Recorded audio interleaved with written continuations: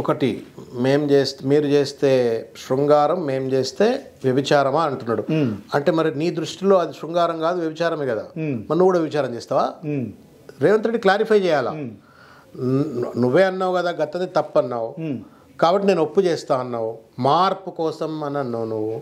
మరి మార్పు కోసం వచ్చినప్పుడు గతంలో నీ దృష్టిలో తప్పన్న దాన్ని ఇప్పుడు ఒప్పు చేయాలా. నువ్వు గతంలో వ్యభిచారం అన్నది ఇప్పుడు శృంగారం చేయాలా. కాదు నేను కూడా వ్యభిచారం చేస్తా అంటే నువ్వు కూడా వ్యభిచారం అవుతావు కదా. మరి then what moral right do you have to criticize BRS? Then అభివృద్ధి చేస్తే అడ్డుపడుతున్నారు. నెంబర్ వన్ భూసేకరణ చేయకుండా నాగచర్లలో అడ్డుపడ్డారు, హెచ్ఐసిసిలో అడ్డుపడుతున్నారు. సో 4th సిటీ నిర్మాణం చేస్తా అంటే అడ్డుపడుతున్నారు. శ్రీనివాస్ గారు ప్రశ్నలు అడగడం చాలా ఈజీ. వ్యర్థపరమైనటువంటి ఒక ఆర్గ్యుమెంట్స్ తోటి వితండవాదం చేసి ప్రభుత్వం చేస్తుంది. నన్ను కంప్లీట్ చేయనండి. దాష్టికాన్ని కప్పిపుచ్చుకోవడం చాలా ఈజీ.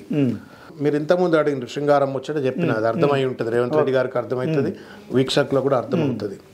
రెండవది ఏంటి అంటే మీరు అన్నటువంటి ఒక ఫ్యూచర్ సిటీ కేటీఆర్ గారు నానా కష్టపడి నానా విజన్తో అటు చైనా, అమెరికా, రకరకాల జపాన్ ఇటువంటి ఒక ప్రాంతాలలో ఉన్నటువంటి ఒక ఫార్మాస్యూటికల్ హబ్స్ని స్టడీ చేసి మనం ఒక అల్ట్రా మోడర్న్ అంటే completely world class ultra modern ఫార్మాసిటీని కట్టి అక్కడ మొత్తం effluent treatment ultra modern effluent treatment plans పెట్టి ప్రపంచానికి ఒక తలమానికంగా హబ్ను తీర్చిదిద్దాలని చెప్పని 30-35 వేల ఎకరాలు సేకరించి భూసేకరణ అయిన తర్వాత రైతులకు అందరికీ కూడా కంపెన్సేషన్ ఇచ్చి మొత్తం ఇతర ప్యాకేజ్ అంతా రెడీ చేసి పెడితే మేము దాన్ని రద్దు చేస్తున్నాం అన్నారు.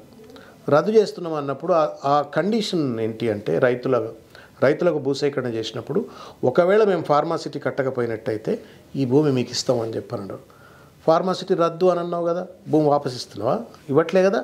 మళ్ళీ ఏం చేస్తున్నావు? అక్కడ నీ రియల్ ఎస్టేట్ దందా చేయాలని ప్రయత్నం చేస్తున్నావు. 4th సిటీ అని చెప్పని రియల్ ఎస్టేట్ దందా చేసే ప్రయత్నం చేస్తూ ఉన్నావు. ఆ రైతులకు ఏదైతే వాగ్దానం ఇచ్చి నువ్వు ఏదైతే కండిషనల్ ల్యాండ్ ఎక్విజిషన్ జరిగిందో ఆ కండిషనల్ ల్యాండ్ ఎక్విజిషన్ను వాయిలేట్ చేస్తూ మళ్ళీ ఆ భూములను వేరే వాటికి డైవర్ట్ చేయాలని ప్రయత్నం చేస్తున్నావు. ఇది కంచె చేను వేసినట్టు కదా. దాన్ని తప్పు అని అంటే అడ్డుకుంటున్నారు అని అంటారు. చట్టానికి లోబడి పనిచేయాలయ్యా. నేను ముఖ్యమంత్రి కాబట్టి లేకపోతే నా ప్రభుత్వంలో ఉన్నా కాబట్టి నేను ఫత్వాలు జారీ చేసి పడేస్తా అంటే ఎక్కడన్నా సౌదీ అరేబియాకో లేకపోతే ఎక్కడన్నా మిడిల్ ఈస్ట్ దేశాలకు పోయి రాజ్యం వెళ్ళి అక్కడ బాగా నడుస్తుంది నీకు. నువ్వేం చెప్తే అదే చట్టం. ఆడ కూడా ఖురాన్కి లోబడి పనిచేయాల్సి వస్తుంది. There is a constitution.